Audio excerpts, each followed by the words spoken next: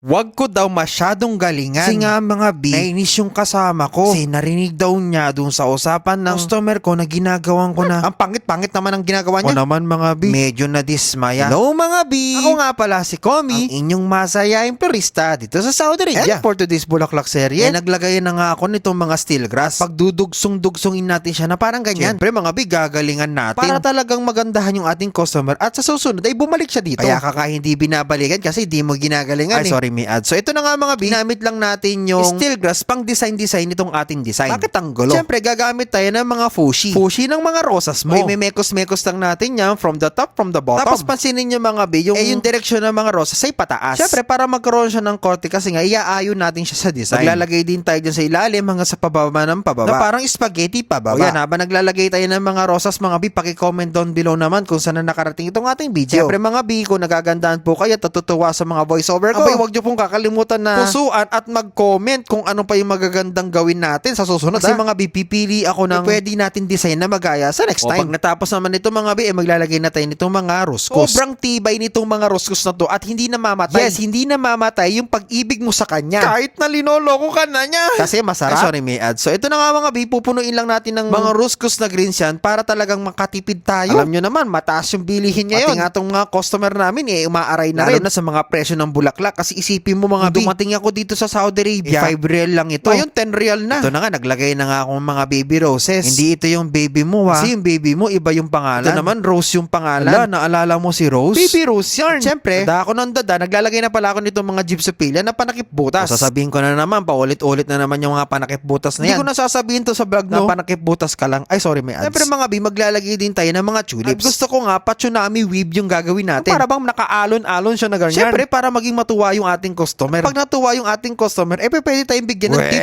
Ang hirap na makatanggap ng tip ngayon mga kasi nga, taghirap na rin dito sa Saudi Arabia talaga. So anyways mga B, lalagyan pa natin na mas marami mga tulips yan at sasagad-sagad lang natin dyan. No, ano yung sasagad? Ano ikaw, sinagad mo yung pagmamahal mo sa kanya. Kaya ngayon, pati ikaw naubos. Ay.